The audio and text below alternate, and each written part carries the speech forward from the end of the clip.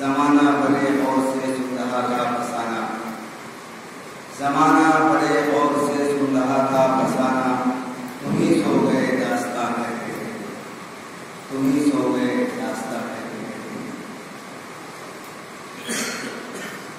यहाँ प्रोग्राम में मौजूद उलमा-ए-किराम,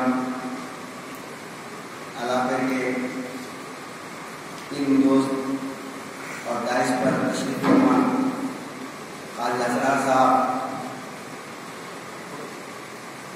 मंसूर साहब नाज़िम जामिया हमारे और असातिज़े जामिया आज़म। मेरी लियाकत ये नहीं है कि मैं आप हज़रात के सामने कुछ कह सकूँ इतने उलमा के बीच, और वैसे भी मदरसे से निकलने के बाद मुकम्मल तौर पर उलमा से एक तौर से कहा जाए तो अलग थलग माहौल में रहने का मौका मिला उनको। मैं सिर्फ इतना कहना चाहता हूँ कि मौतुल आलिम मौतुल आलम, जब एक आलिम की मौत होती है वो या दुनिया की मौत होती है, और अगर इस बात को मौलाना के हक में बोला जाए तो 100% सही लगता है। यहाँ बातें बहुत सारी हुई, मैं एक बात पर तज़किरा करना चाहूँगा कि जितने सरकर्दा उलमा-ए-किराम हमारे बीच हैं और जो चले गए, एक बात समझ में नहीं आ रही है कि एक ऐसा वक्त हमारे साथ चल रहा है कि इस किस्म के लोग एक तरफ से चले जा रहे हैं। ये अजीब किस्म की बात हो रही है, मतलब दिमाग में बात आती है कि ये हो क्या रहा है। तो मौलाना का वक्त पूरा हुआ, वो भी चले गए हम लोग के बीच से। लेकिन मैं एक बात ये कहना चाहता हूँ, जब हिंदुस्तान ही नहीं बल्कि पूरी दुनिया में मौलाना की शख्सियत जानी पहचानी जाती थी। मौलाना 23 साल MLC मेंबर रहे, मौलाना बिहार की गवर्नरी को ठुकरा दिए, मौलाना मरकजी हुकूमत की वज़ारत को ठुकरा दिए। जब इतनी बड़ी शख्सियत के हामिल मौलाना थे, तो फिर मौलाना का जो कोरोना टीका लगा तो बगैर प्रोग्राम के क्यों लगा? ये बात समझ में नहीं आती। बगैर प्रोग्राम के मौलाना को कोरोना का टीका लगाया गया।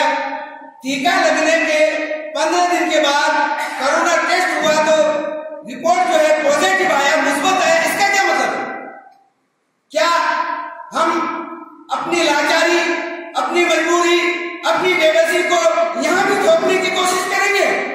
इसी तरीके से हमारे सरकर्दा उलमा अगर हमारे बीच से जाते रहे, यकीन जानिए ये कौम यतीम हो जाएगी, ये कौम बेलावारिस हो जाएगी, ये कौम बेसहारा हो जाएगी।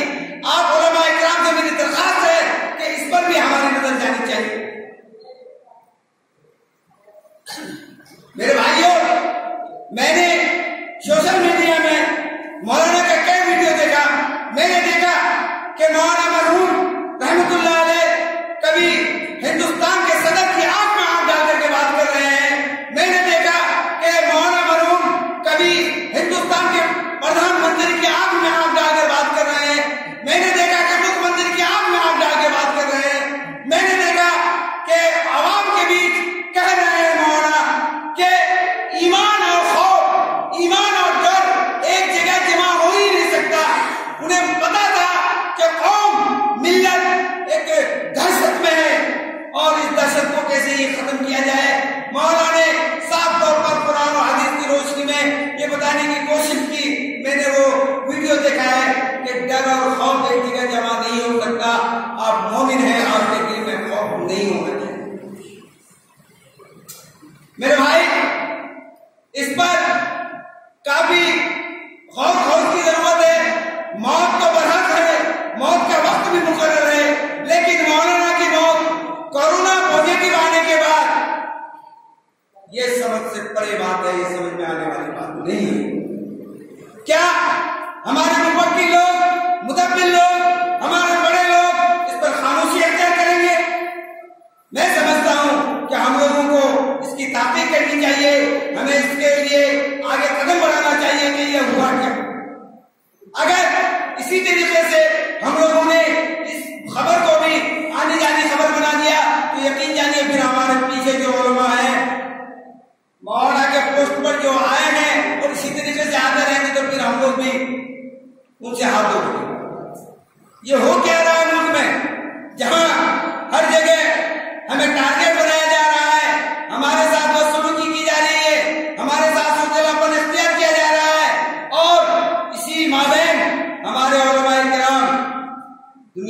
आए हैं, मेरे भाई इस पर गौर करने की जरूरत है, सोचने की जरूरत है।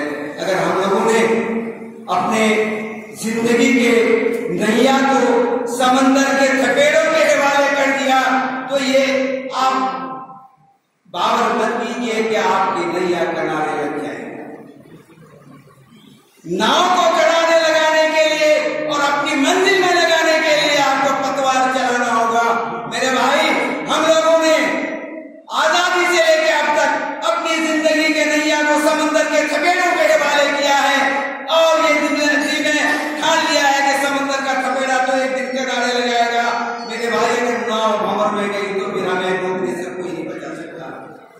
मैं आप तमाम उलमाए किराम से ये दरखास्त करना चाहता हूं और मैं तो ये चाहता हूं कि ये बात जोर शोर से उठे कि मौलाना के साथ जो ये हादसा हुआ तो हुआ क्या। ये पूरी जानकारी हिंदुस्तानी मुसलमानों को चाहिए, क्योंकि हिंदुस्तान के मुसलमानों ने बहुत बड़ा लीडर, बहुत बड़ा मुरब्बी और अपने शफीक को खोया है। हिंदुस्तान का मुसलमान खामोश नहीं रहेगा। हिंदुस्तान के मुसलमान को मौलाना सैयद वली रहमानी की मौत का खुलासा चाहिए, मैं ये मांग करता हूं। और मैं इससे बढ़कर आगे हटकर ये कहना चाहता हूं, बिहार के मुख्यमंत्री मिस्टर नीतीश कुमार एक चीज का खुलासा करे। जिन लोगों ने मौलाना को टीका लगाया था उनसे बात पूछ हो और हमें इसका डिटेल बताया जाए। मैं अनवारुल कासमी, जनरल सेक्रेटरी जमीयत उलमाए बल्लापुर कटिहार, इस चीज की मांग करता हूं। इसी के साथ मैं अपनी बात खत्म करता हूं।